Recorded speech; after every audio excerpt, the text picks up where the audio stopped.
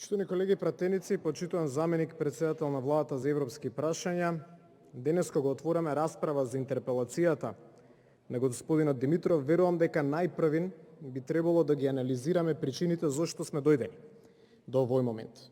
На утврдување на потенцијална одговорност и дали действувањето или недействувањето на заменик председателот на владата во определен временски период од извршувањето на функцијата произвела некоја штета или негативни последици врз македонското општество. Во наведениот контекст реално не би смееле да ги запоставиме и објективните меѓународни и домашни околности. Ако имали или се уште имаат силно влијание врз клучните надворешно политички процеси. Покренувајќи го прашањето за постоење на политичка одговорност на представниците на извршната власт е од исклучително значење. И одговорот на прашањето дали владата и нејзините представници ги исполниле дадените ветувања пред граѓаните и представниците на овој дом. Што се однесува до причините заради кои е покрената интерпелацијата, ќе посочам неколку елементи кои ценам дека се значајни. Прво, колку што добро ме служи сеќавањето. За време на кампањата пред парламентарните избори и при презентирањето на програмата за старо-новата коалиција на владата на Република Македонија, веќе не знам по кој пат се даде ветување дека до крајот на 2020 година Република Македонија формално ќе ги започне преговорите со Европската Унија со одржување на меѓувладина конференција. Давањето на лажни ветувања и создавањето на нереални очекувања од страна на владата и нејзините представници во политиката би требало да ја отвори дилемата за потенцијалната потреба од враќањето на мандат. Второ, да подсетам дека актуелниот заменик председател на владата за европски прашања, господинот Димитров, пред неколку месеци извршуваше функцијата министер за надворешни работи. И во тоа својство учествуваше во постапка на потпишување на Преспанскиот договор и договорот за пријателство, добрососедство и соработка помеѓу Република Македонија и Република Бугарија. Тие два асиметрични договори беа презентирани како извонреден успех на македонската дипломатија. Но истовремено да не заборавиме дека од истите за нас произлегува и повеќе едностранни обврски, навестувајќи дека во иднина ќе се соочуваме со сериозни последици, особено ако некои одредби од овие договори не бидат целосно исполнети или пак соседните држави по нивно толкување еднострано ќе оценат дека не се исполнети.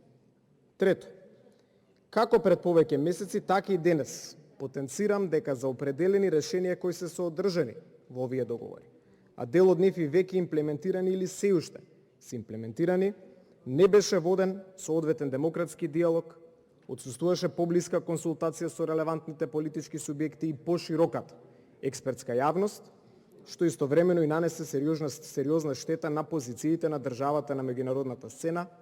Дел од таа штета ја гледаме и денес. Четврто, заменик председателот на владата за европски прашања во два наврати беше повикан од страна на Собраниската комисија за надворешни работи со цел да реферира во однос на актуелните проблеми со Бугарија и пречките кои ни се поставуваат во поглед на усвојувањето на преговарачката рамка и почетокот на преговарачкиот процес со Европската Унија. За жал, именуваниот не присуствуваше на ниту една од двете седмици. Пето, искрено мојата намера не е фијаското што ни се случи со Бугарија да го ставам целосно и единствено на товар како грешка на заменик председателот на владата. Но не можеме да го исклучиме со знанието дека сето тоа се случува во време кога тој извршил таа функција и кога е потребно да се постави прашањето за постоење на колективна, но индивидуална одговорност на носителите на извршните функции заради забавувањето, ненавременото и ефективното исполнување на поставените стратешки надворешно политички приоритети во рамките на евроинтеграцијскиот процес согласно ветувањата во програмата на владата.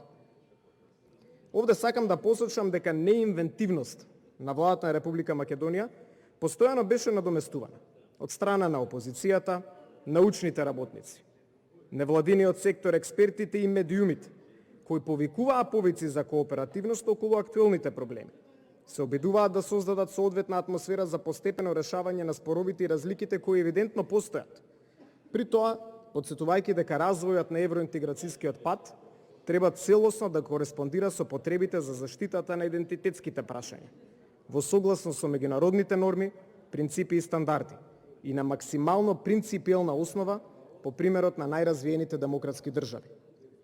Потребно е да констатираме дека нелегалниот, нелегитимниот, неодговорниот, непристојниот, навредувачкиот и неприфатливиот став на Бугарија и блокирањето на почетокот на преговорите за пристапување во Европската унија со дополнителни поставени услови кои истовремено значат и негирање на нашиот идентитет, јазик и одредени општо познати историски факти, немавме соодветен институционален одговор.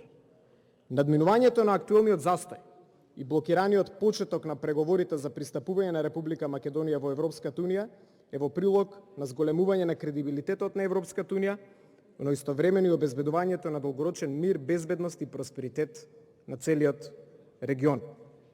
Но тоа мора да биде направено на достоинствен начин, почитувајќи ги интересите на Македонија, македонците и нашата нација. Без оглед на резултатот од интерпелацијата од оваа горница, апелираме за зголемено национално единство на политичките субјекти во градењето на цврста и единствена национална платформа и надворешна политичка стратегија, што ќе овозможи напредување на поблиска меѓународна соработка на рамноправен основ без вакви дебакли. Од особена важност е да се зголемуваат пријателствата, да ги надминуваме присутните стереотипи и поделби и нереални амбиции од минатиот век и постигнување на прифатливи и пред се достоинствени решенија. За жал, во овој момент далеку сме од успех на таа патека. Благодарам. Благодарам. Реплики нема.